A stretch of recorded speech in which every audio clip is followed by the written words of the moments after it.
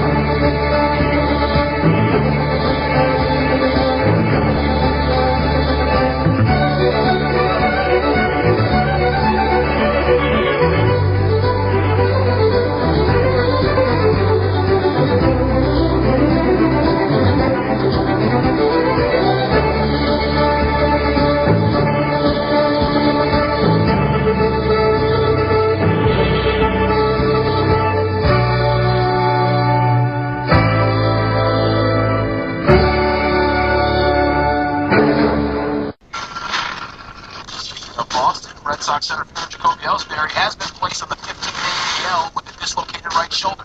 Left Friday's game with the right upper body injury. It's a variety of injury. Usually takes 4 to 6 weeks recovery.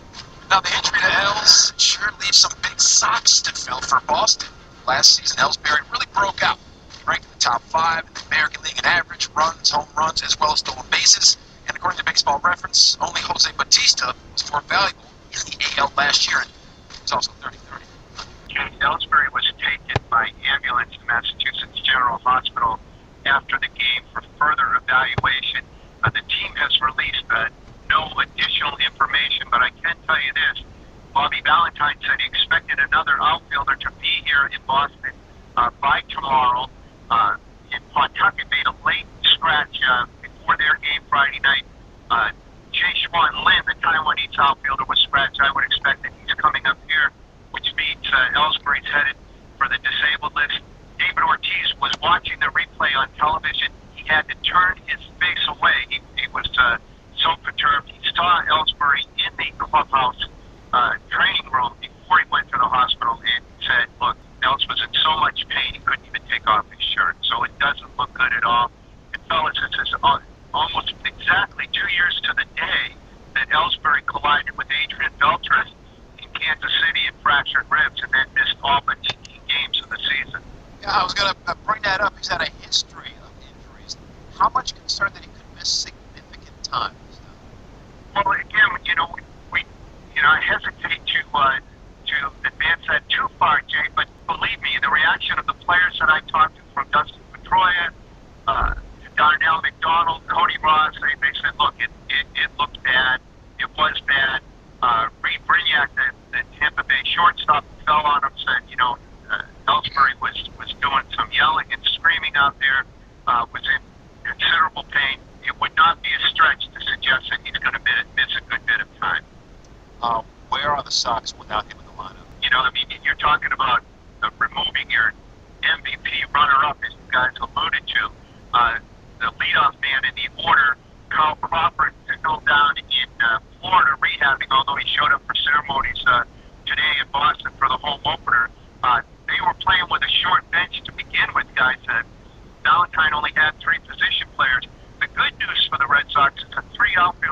do have on the roster, Cody Ross, Ryan Sweeney, Darnell McDonald, can all play center field.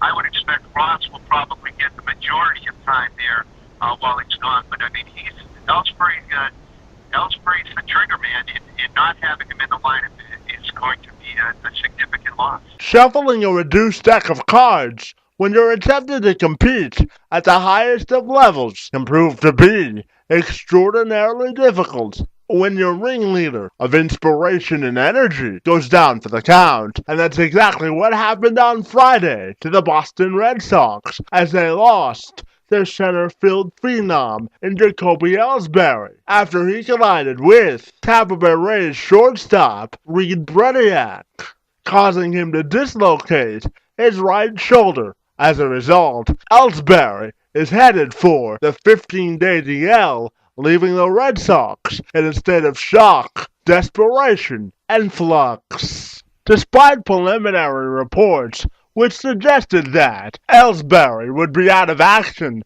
for up to 4 to 6 weeks, first-year Boston skipper Bobby Valentine wasn't ready to make that giant of a leap when it came to discussing the health and the future of his young superstar. I haven't heard the word surgery mentioned, Valentine said during his daily media session with the Boston Brass. Whatever the best possible care is, that's what he will get. The best care known to man. Without Ellsbury in the lineup, the Red Sox will be missing a huge cog in their offensive arsenal. A season ago, Ellsbury posted a batting average of .321 with 105 RBIs and 32 home runs. He finished second in the American League MVP voting. In 2011, he lost out to the Tigers' ace, Justin Verlander, who posted a record of 24-5 to take home the honor last year. Valentine said that he had communicated with his talented center fielder via text message on Friday night, and he says that emotions were running high in this fierce competitor. He obviously didn't sleep much. He's obviously disappointed, he said. Ellsbury was at Fenway Park prior to the Red Sox 13-5 drubbing of the Tampa Bay Rays on Saturday afternoon. He was not made available to the media for comment prior to batting practice. On Friday, the ESPN Baseball Tonight crew took some time out to discuss the opening day win of the Red Sox over the Rays, the improved performance of starter Josh Beckett, and the future of the club without Ellsbury anchoring the ship at the top of the Boston order for the foreseeable future. Aaron Boone, Rick Sutcliffe here in the Baseball Tonight Spotlight, guys. An eventful Friday at Fenway Park in Boston. The Red Sox celebrated the 100th anniversary of their ballpark against Joe Madden's Rays. Offense was not an issue against David Price. Come on, Bob. That shouldn't count. The problem, though, guys, Jacoby Ellsbury. Watch me go into second base here. ESPNBoston.com reporting as of Friday night. Ellsbury has a dislocation or partial dislocation of the shoulder, out a minimum of 6 weeks, maybe longer. This is one ill of form for the Red Sox. We want to go more testing on Saturday to make sure there is no additional damage. I tell you what, that creates two huge holes center field in that leadoff spot. Brignac, David Price's shortest outing since July of 2009. The Red Sox win their home opener 12-2 against Tampa Bay. But Aaron Boone, if they have to replace Jacoby Ellsbury for 6 weeks or more, how do they do that? Well, they don't. You can't replace Jacoby Ellsbury, who was on the short list of MVP candidates a season ago.